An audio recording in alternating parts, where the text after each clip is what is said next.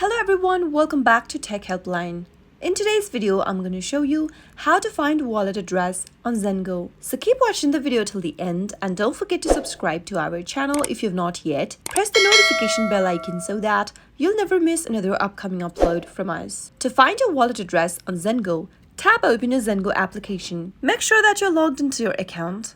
And once you are, tap on the Actions tab at the bottom of the page. Now, tap Receive from the options displayed. Go ahead and select your crypto that you'd like to view the wallet address for. Remember that each cryptocurrency has a different wallet address. If you want to see the wallet address of Bitcoin, then you can simply tap on Bitcoin. Similarly, if you want to find the wallet address for Ethereum, tap Ethereum. Soon after you do that, you'll be able to see your wallet address displayed along with your QR code. The sender can simply scan the QR code on their mobile device, or you can simply share your wallet address by copying the address and tap it on Share Address. Simply go ahead and share it with anyone that you'd like to receive a cryptocurrency from. You can do this either from your mobile device's contacts or any other social media. That is how you can easily find wallet address on Zengo. I hope you found the video to be helpful.